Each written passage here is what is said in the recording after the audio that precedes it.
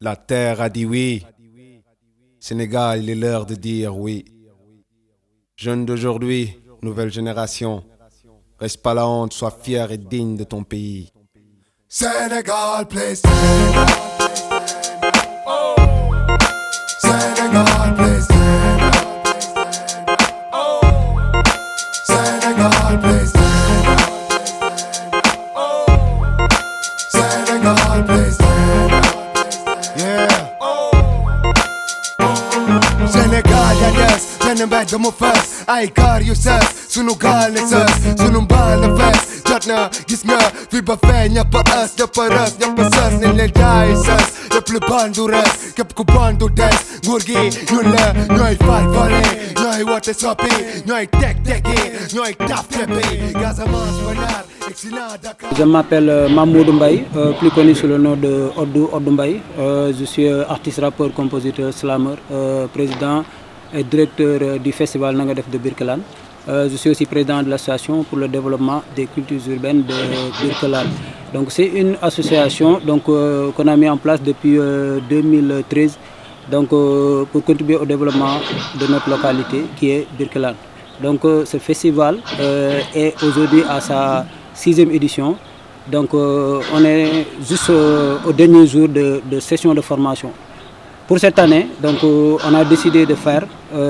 3 jours de formation en entrepreneuriat culturel, élaboration et gestion de projets pour venir en soutien aux jeunes artistes de notre localité qui est le département de Birkelane. Il y a aussi une autre volet de formation concernant aussi l'écriture de textes de rap. Donc on a vu qu'aujourd'hui les artistes, surtout dans la région de Kaffrine, manquent d'expérience, de capacité pour pouvoir s'exprimer,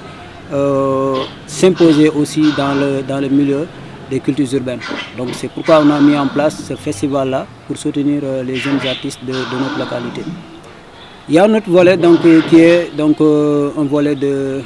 qui vient renforcer toujours dans le même contexte les artistes au niveau du DJing, qui est aussi un autre métier des cultures urbaines qu'on a mis en place aussi à travers cette formation-là. Donc nous avons 25 jeunes qui seront formés et qui sont déjà en train d'être formés. Là, je parle parce qu'on est à 1 heure de la fin des formations. Et voilà 25 jeunes, 5 en DJing, 10 en entrepreneuriat culturel et 10 aussi en écriture texte de rap. On a comme formateur Émile Thiaw, entrepreneur culturel et manager du groupe Fouken Coupe de Dakar. Après on a aussi un autre formateur du nom de Khalif, un artiste rappeur plus connu dans le groupe qui évoluait dans le groupe Undeshify de Guédiawaye. On a aussi un autre formateur qui est DJ Woz de l'association Africulture Urbaine de Pékin. Donc voilà pour ces formations-là. Donc aujourd'hui, normalement, on devait faire un concert, mais vu que le décret de notre du gouvernement du Sénégal pour interdire tous les rassemblements, tous les rassemblements du moins, on a décidé d'arrêter le concert et de faire juste que les formations. Bien sûr collaboration en entretien total, c'est-à-dire du début à la fin de ces activités-là avec le préfet du département qui est M. Abdoul Wahab Tara. C'est pourquoi on a pour l'instant, je dirais, mis en stand-by le concert en attendant le lever de ce décret-là pour nous permettre aussi de faire nos activités comme nous le souhaitons. Donc pour cette année, l'association pour le développement des cultures urbaines a focalisé ses activités que sur ces formations-là. Donc en soutien bien sûr avec le ministère de la Culture, en soutien aussi avec le Fonds de développement des cultures urbaines qui est sous l'égide de la direction des arts qui pour cette année sont notre partenaire, je dirais financier entre guillemets, parce que on a vu que donc c'est pas évident de faire ces activités là, vu que on pouvait avoir quand même beaucoup de partenaires, mais on avait quand même d'autres partenaires que je ne veux pas citer ici. Concernant donc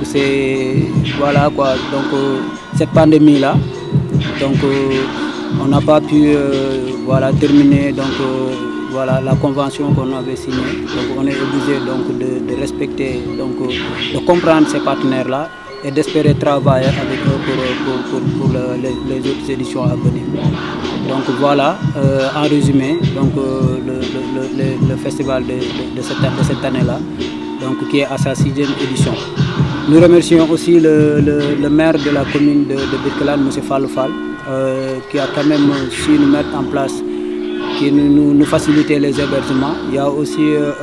Dr Oumar Sarr, qui est un responsable politique ici à Birkelane, donc qui nous a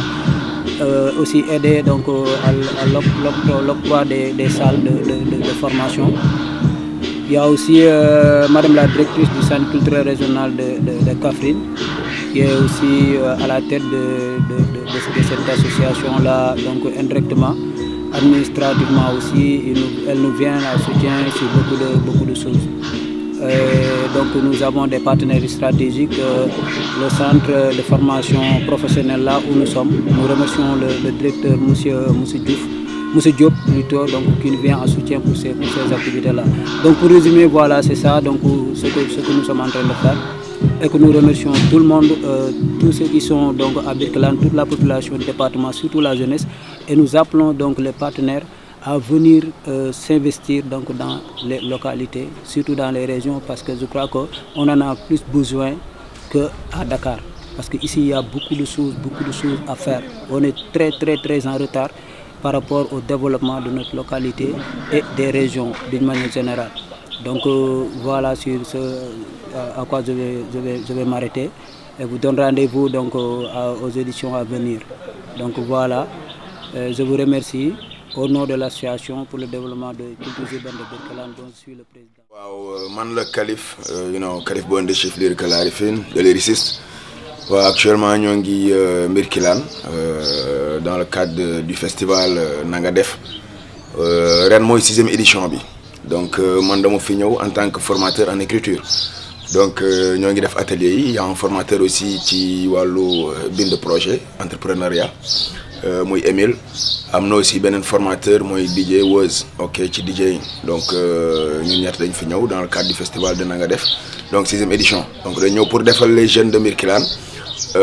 benn formation, c'est-à-dire formation yi nga xamante ne tout ce qui est par exemple entrepreneuriat wala écriture ci côté musique wala ci DJing. Ok, donc loolu moo ñu fi indi def nañu tey ji formation bi maanaam tey dañu pare gis nañ ne aussi jeunes yi ça veut dire ils sont intéressés, ça veut dire ñëw nañu en masse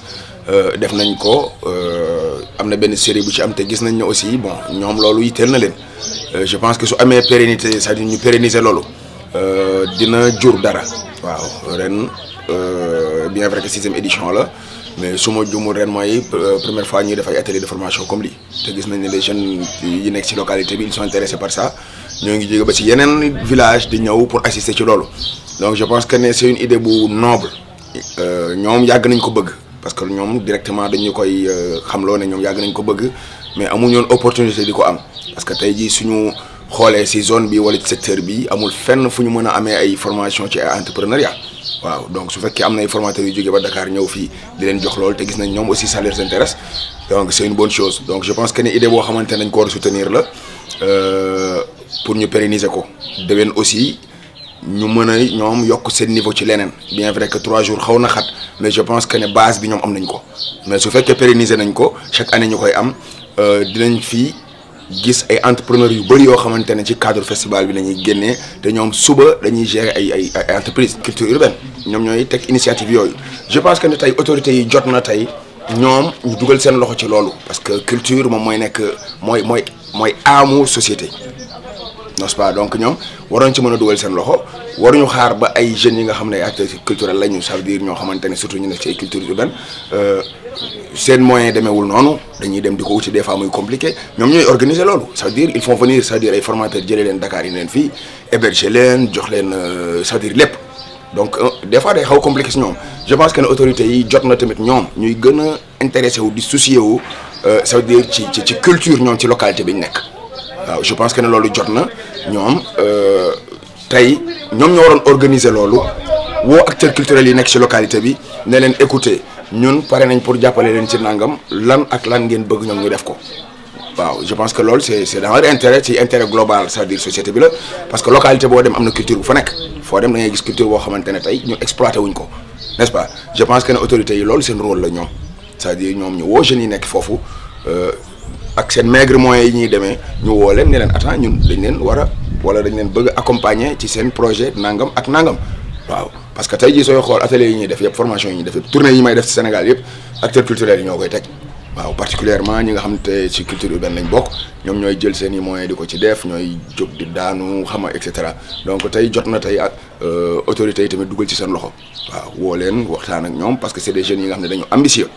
waaw yematul rek juste ci concert ñëw woy foo dem ñibbi actuellement dañ toll ci ère formation ci lépp dañ ciy former nit parce que foog nit ñi professionnel ci dara adduna fa la toll yaa ngi dégg donc su ñu indi par exemple ay formateurs jëlee leen Dakar indi leen fii en fait dooy caaxaan c'est des jeunes yi nga xamante ne dund nañ ba toll nii musuñu am opportunité boobu musuñu am opportunité bi te ñuy ñëw ñoom c'est 100% gratuit pour ñoom dañuy ñëw assister jël ci ay notes jël ci xam-xam bi nga xam ne suba mën a leen jëriñ suba ñoom ñooy nekk par exemple ay nit ñi nga xamante ne dañuy gérer entreprise di embaucher ay nit di bind ay projets et cetera donc c'est des trucs yi nga xamante ne du ay caaxaan développement wu localité bi la donc autorités yi tamit damay lancer benn appel autorités yi yëpp nañ ci dugal seen loxo waaw genre activité yi je pense que c'est à saluer gars yi nañ ñëw dugal seen loxo jàpp si et puis mu gën a yaatu tamit développement wu localité bi la développement wu dëkk bi la jaajëf. Asalaamaaleykum maa ngi tudd Fatou maa ngi bokkoon si festival na nga def am na solo daal festival bi bu am solo la jànge naa si lu bëri ci musique bi mënuma woon bindu écriture mënoon naa di wéy nii rek mais bindu texte yi xaw ma si woon dara fii tax na ma jëlee fi xam-xam bu bëri loo xam ne dinaa si jàngee lu bëri daal ci sama écriture jàng bi am solo kii jàngale tamit baax na am na expérience daal baax na di ñaan tamit autorité Birkelane yëpp ñu jàppale jeunes rappeurs yi ak jeunes chanteuses yi pour ñu gën a pour musique bi culture bi gën a avancer fii Birkelane dimbale leen si ay studio affaire yooyu noonu pour culture bi gën a avancer daal si suñu zone bii nii région de Kaffrine surtout fii suñu département bi Birkelane. di rafetlu initiative bi nii tey jii muy festival na nga def Birkelane édition 2020 te di ko rafetluwaat bu baax a baax ndaxte lii yombul nga dajale ay jeunes fii nii maanaam di leen yokk ay xam-xam ay maanaam ay DJ parce que tey jii am na ñu bëri loo xamante ni si ni mën nañ ko si à travers formation yi ñu doon def di gërëm grand ordre bu baax ndaxte bu dul woon moom tey jii nii maanaam li yëpp du fi am di ko remercier waat encore une fois ndaxte am na yeneen grand yu bëri yoo xamante ni si ñu ngi fii ci biir Birkelane defuñ comme moom ku nekk mi ngi toog sa ruxu gérer say business jàll ci leneen moom dafa bàyyi lépp ngeen Birkelane ñun tamit nag ñu nekk ay jeunes yoo xamante ni si ni dañoo bëgg lu ñuy def bëgg yegg fu sori foo xamante ni si ni maanaam lépp luñ am rek xam-xam moo ñu ko gënal te xam-xam mooy lépp boo ko amee rek am nga lépp mën naa ne te di ko remercier waat bu baax a baax a baax ndaxte man ba musuma def genre yi affaire yu mel nii di ko santaat bu baax a baax di woo autorités yi nekk ci département bi yëpp ñu ñëw appuyer ko jàppale festival na nga def mu jëm ci kanam mu avancé foo taxaw rek Sénégal di dégg Birkelane am na ay artistes yu fay def lii yu def ay DJ yu def ay rap et cetera. asalaamaaleykum wa rahmatullah ginnaaw bu ñu leen nuyoo yéen ñëpp suñu mbokk waa département Birkelane ñu ngi nuyu suñu mbokk yi nga xam ne ñu ngi nekkoon ak ñoom fii depuis 3 jours di def yi nga xam ne moom mooy benn formation fi ñu ko doon amalee nag moom mooy fii nga xam ne mooy ci centre bu Birkelane CFP bu Birkelane ñu ngi ci àndoon nag benn association bu ñuy wax ATCOP yi nga xam ne mooy amoon 72 heures at mu nekk ñu ngi koy amal fii ci département Birkelane ren nag ñu amaloon ko ci ay formation yu fasantikoo waaw muy benn formation boo xam ne nii comment élaborer un projet et en même temps gestion de projet et nous terminons par une formation qu'on appelle le développement personnel waaw ñu ngi ci àndoon nag benn formateur bu ñuy wax Émilie Thiaw xam ne mu ngi bàyyeekoo ba Ndakaaru ñëw fii di ñu defal formation bu nit ku baax ku yaatu macha allah formation bu am solo boo xam ne nii biñ ci jógee lu bëri xamee nañ ko ci xamee nañ ci nan la ñuy bindee projet en même temps bu ñu bindee projet ba pare nan la ñuy déposer suñ projet bu ñu ko déposer ba pare nan la ñuy def ba am financement ci kaw financement boobu bu ñu ko amee nan la ñuy def ba wéyal suñ projet comme ni ñu ko bëggee waaw loolu nag sant nañ ci yàlla bu baax a baax sant ci ki nga xam ne nii moom mooy initiateur projet bi moom mooy initiateur événement bi moom mooy Oddu Mbaye suñ gannaaw bu baax boo xam ne nii taxaw nañu jàppale nañu li nga xam ne nii bu ñu ko doon def dinañ dem ba Dakar wala ñu dem ba Kaolack wala feneen fay suñu xaalis tey jàppale nañu à 3 jours ñu comprendre ci lu bari ci suñuy projet nan lañ koy bindee nu ñu koy déposer ba am partenaire ay sponsor genre di des choses comme ça. ñu ngi lancé benn appel nag ci autorités yi Birkelane yi autorités yu région de Kaffrine yëpp pour ñu ñëw jàppale jeunesse bi puisque jeunesse bi soxla nañ ay formation bu ñu doon def nii soxla nañ ñu wëyal ko fi nga xam ne nii moom mooy Dakar wala ñu wéyal ko sax bitim réew wax dëgg yàlla parce que c'est une formation boo xam ne c'est très intéressante boo xam ne dina jàppale ndaw yi ñu comprendre comment l'entrepreneuriat culturel nan lañ koy defee ba mën a taxaw culture fi nga xam ne moom mooy ci développement ci département wala toute la région de Kaffrine. 3 4 1 2 3 4 2 3 4.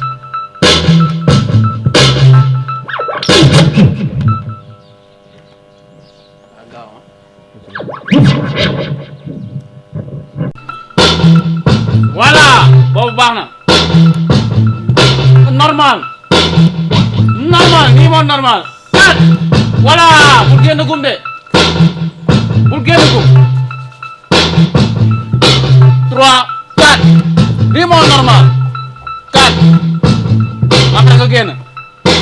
jëlal fi jëlal bul génn gum defaral fi defaral bye jëlal yow jëlal bye taxawal fi jëlal toog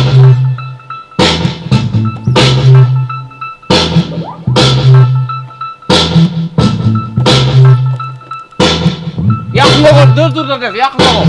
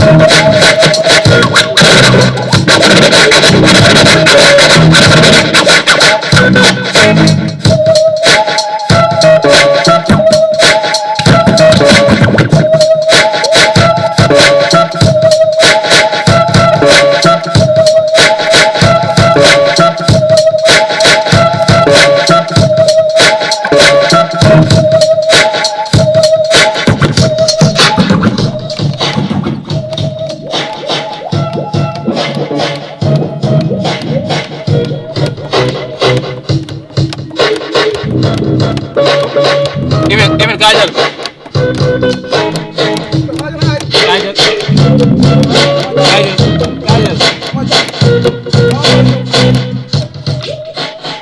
Senegal, please. Senegal, please. Senegal, please. Senegal, please. Yeah. Senegal, yes. Benim ben de mu fes. Ay kar you ses. Sunu gal ne ses. Sunu bal ne fes. Jatna gis nga.